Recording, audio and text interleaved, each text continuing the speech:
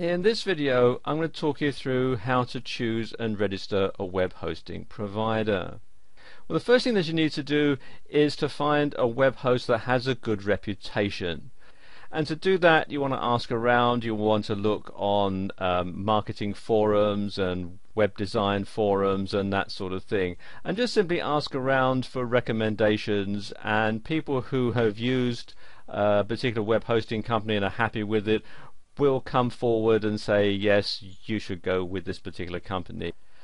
And the next thing, which relates to the first one really, is how reliable your web hosting company is. And then you want to see what the web hosting company offers. Do they just have sort of bog standard web hosting, or do they offer other things as well? Do they offer cPanel and Fantastico, for example? Will they let you run PHP scripts and host MySQL databases? What about the software that comes included? Do they have WordPress or Joomla or shopping carts and so on? All these considerations need to shape your decision. And then there's the operating system that the web hosting company runs their servers under. Most web hosting companies run Linux. Some offer Windows, some offer both. You might need Windows if you're going to run certain back office operations, for example. And then there's the scalability issue with your hosting company. Are they going to be there to let you grow your website as your business grows? And then there's the price. And whilst nobody really wants to pay more than they have to, when it comes to web hosting, you get what you pay for. And if it seems too good to be true, it probably is too good to be true. And that's all I think I really need to say on that subject. And then there's the customer support that your web hosting company offers. And this can be very, very important, because once your website's down, then you're losing money. So you need to get it sorted out as soon as possible. So you need to be able to get onto your web hosting company right away if there's a problem. So does your web hosting company offer 24-hour live chat, for example, so you can communicate with someone any time of the day or night? Do they have a toll-free number so that you can call them and speak to a real person and sort out the issue? Or do they just have an email help desk where you submit a ticket and they get round to answering it when they feel like it? All these sort of things had to be taken into consideration. And the final consideration is the server location, where the server is physically located. For 9 out of 10 people trading online, this doesn't really matter. You're trading internationally, and where your server is doesn't really come into it. But for some people, it can be a very important consideration.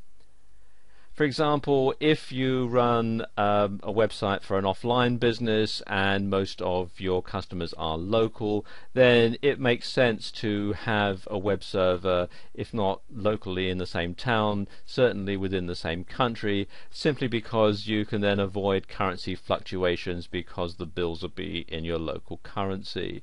And then there are the legal issues. Now, I'm not a lawyer, so I'm not going to go into a lot of detail about this, but do bear in mind that every country is different. There are some things that are perfectly legal to do in your home country that might get you sent to jail if you do them somewhere else.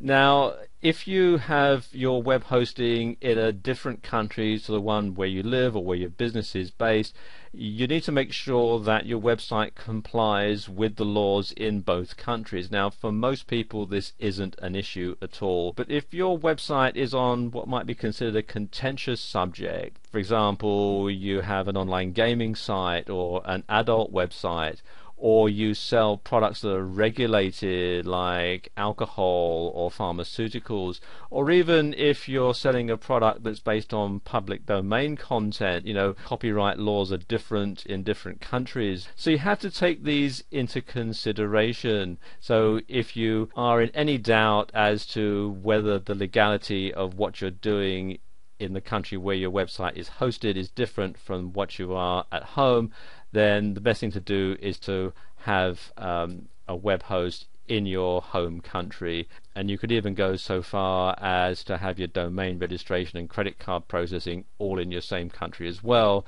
because then it just falls under one jurisdiction, and that's not legal advice, it's just common sense.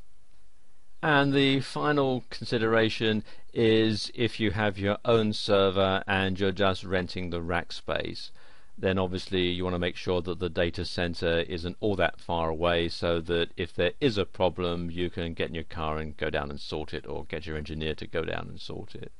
So like I say, for 9 out of 10 people watching this video, location isn't going to be a problem, but if you're the 1 in 10 person, then it's something that you need to consider very carefully. Now, one company that has an excellent reputation and ticks a lot of the other boxes as well is HostGator, which you'll find here at hostgator.com. And it's very simple to sign up with HostGator, and as you can see, their prices aren't too bad either. What you do is come down to where it says View Web Hosting Plans, and it takes you to this page, and you can see the different hosting plans and also what you get with them. For example, they've got cPanel and MySQL databases and software like Joomla and WordPress and so on. So let's say I'm just starting out and I decide I want to go with their so-called hatchling plan, which you can find here. All you have to do is click on the Order Now button.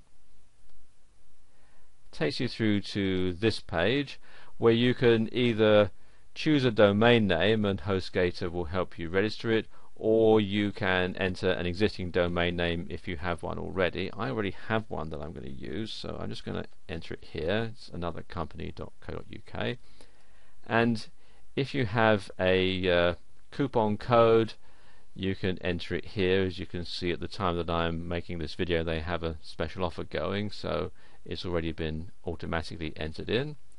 And then click to step 2, and this is basically where I put in all the billing information, the username and the security PIN number, and then I enter all my credit card information and so on, and then read the terms and conditions, of course, and then click on the button here to create my account. And what will happen next is HostGator will set this up for me, and then they'll send me an email which will have the name servers listed, and then what I'll do is change the name servers on my domain registrar so that they point to HostGator, and that's it. After, it can be up to an hour or so to get it all set up, but then I can simply log on to my website, log into my cPanel, start uploading all the data that I want to have on my website, and hey presto, I'm in business. It's that simple.